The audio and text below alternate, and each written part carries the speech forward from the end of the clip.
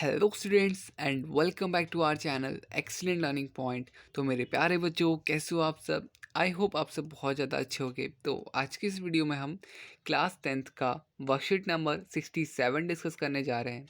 ये हमारी सामाजिक विज्ञान एसएसटी की वर्कशीट है बच्चों, जहाँ पे हम अपना रिवीजन वर्कशीट स्टार्ट करने जा रहे हैं, आउटकम्स ऑफ डेमोक्रेसी।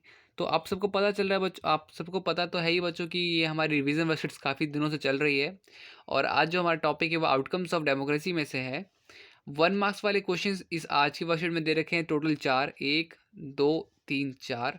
इसके बाद बच्चों 3 से 5 मार्क्स वाले क्वेश्चंस भी दे रखे हैं, वो 3 दे रखे हैं। और एक क्वेश्चन है बच्चों 4 मार्क्स का, सोर्स बेस्ड क्वेश्चन। ठीक है, तो वो हमें यहाँ पर पढ़ना होगा और पढ़ के फिर समझना होगा। ठीक है, तो ज़्यादा टाइम वेस्ट नहीं करते, सीधा आते हैं अपने आंसर शीट पे, उसे हम समझते हैं। तो देखो, ये वाला क्वेश्चन तो मैं आपको पहले बता देता हूँ। फर्स्ट ये एमसीक्यू है, तो वो मैं आपको यहीं पे डिस्कस कर देता हूँ कि क्या लिखा हुआ है। In which type of government citizen have social equality. तो बच्चों कौन से, मोनार्ची, डिक्टेटरशिप, डेमोक्रेसी या ऑटोक्रेसी, तो इन सब में से कौन सा गवर्नमेंट, किस टाइप का गवर्नमेंट जो होता है, जो सिटीजन को क्या देता है, सोशल इक्वलिटी प्रोवाइड करवाता है। तो यहाँ पे बच्चों आपका थर्ड ऑप्शन करेक्ट होगा। ठीक है, अब बाकी सारे आंसर्स के लिए बच्चों हम सीधा आंसर शीट पे आते हैं। तो जैसे कि बच्चों हमने फर्स्ट क्वेश्चन ऑलरेडी डिस्कस कर लिया। हमारा फर्स्ट क्वेश्चन का आंसर है ऑप्शन 3, डेमोक्रेसी। डेमोक्रेसी हमें सारे सिटीजन लोगों को सोशल इक्वलिटी प्रोवाइड करवाता है। क्वेश्चन नंबर सेकंड था कि rewrite the statement after correcting the underline phrases. तो आपको इसको रीराइट करना था। Despotic government is legitimate government. तो बच्चों यहाँ पर क्या होगा, डेमोक्रेटिक गवर्नमेंट। ठीक है, क्या आंसर होगा बच्चों, democratic government is legitimate government. ठीक है, लेजिटिमेट गवर्नमेंट। इसके बाद question number second, question number third, state whether true और फॉल्स। तो बच्चों आपको बताना है ये चीज़ ट्रू है कि नहीं है।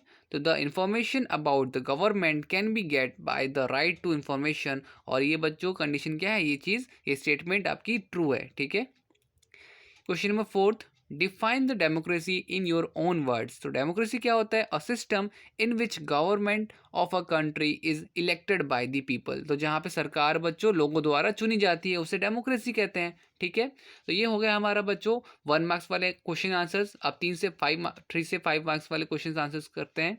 तो देखो यहाँ पे हमारा सबसे पहला क्वेश्चन है, how are complaints treated as testimony to the success of democracy. तो यहाँ पे बच्चों क्यों ऐसा होता है, कैसे हम कह सकते हैं। तो आप लिखोगे complaints are treated as testimony to the success of democracy by following way. सबसे पहला, in a democracy people can openly criticise the policies of government. Second, everyone having freedom to express their views in democratic countries.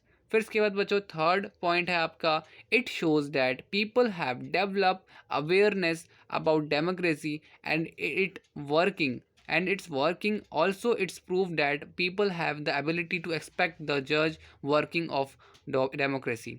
ये हो जाएगा हमारा बच्चों first का answer. फिर second question है, what outcomes are expected from the democracy. तो बच्चों कौन से आउटकम्स हम एक्सपेक्ट कर सकते हैं। तो सबसे पहले इसका आंसर क्या होगा, तो इसका आंसर होगा the expected outcomes of democracy are as follows. सबसे पहला, a government that is chosen and accountable to the people is called democratic government. A government that is responsive to the needs of the people. And third, economic growth and development including all forms of inequality and end of the poverty. तो ये बच्चों हम क्या outcomes expect कर सकते हैं एक democratic country या डेमोक्रेसी से। ठीक है, फिर है question number third, how are democratic government better than other form of government. तो यहाँ पे क्या होगा, तो यहाँ पे इसका आंसर होगा बच्चों कि democratic government better than other form of government because a democratic government is better government because it is more accountable form of government. Second point, democracy improves the quality of decision making. And third point and last point is democracy provides a method to deal with differences and conflicts. ठीक है, तो ये तो हो गया बच्चों हमारे 3 से 5 मार्क्स वाले आंसर्स। अब हम पढ़ते हैं सोर्स बेस्ड क्वेश्चन। तो हम पहले पढ़ लेते हैं क्या चीज़ दे रखी है वो। अब सोर्स बेस्ड क्वेश्चन में हमारे पास इस पूरे एक्सट्रैक्ट को रीड करना पड़ेगा, उसके बेसिस पे हमें क्वेश्चन आंसर्स करने हैं। लिखा हुआ है, democracy stands much superior to any other form of government in promoting dignity and freedom of the individual, every individual want to receive respect from fellow beings. Often conflicts arise among individuals because some feel that they are not treated as with due respect. तो बच्चों कभी कभार झगड़ा भी जो होता है इस वजह से होता है जब उनको ये फील होता है कि उनके साथ अच्छे से ट्रीट नहीं किया जा रहा, ठीक है। लिखा हुआ है the passion for respect and freedom are the basis of democracy. तो बच्चों ये बेसिक है फ्रीडम और respect. Democracies throughout the world have recognized this, at least in principle. This has been achieved in a various degrees in various democracies for societies which have been built for long on the basis of subordination and domination. It is not a simple matter to recognize that all individuals are equal. तो यहाँ पे बच्चों हमारा extract ख़त्म होता है, democracy के बारे में सारी चीज़ें हैं। और यहाँ पे बच्चों हमारे पास ये 4 क्वेश्चंस हैं, तो हम इसे करते हैं जल्दी से। तो आते हैं सीधा आंसर शीट पे दोबारा। तो देखो बच्चों यहाँ पे आपका फिर से ए ऑप्शन है, व्हेन डिड कॉन्फ्लिक्ट अराइज। तो आंसर होगा इसका conflict arise when some people feel they are being discriminated.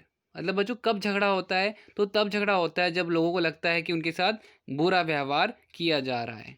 फिर उसके बाद what are the basis of democracy, the desire for respect and freedom are the basis of democracy.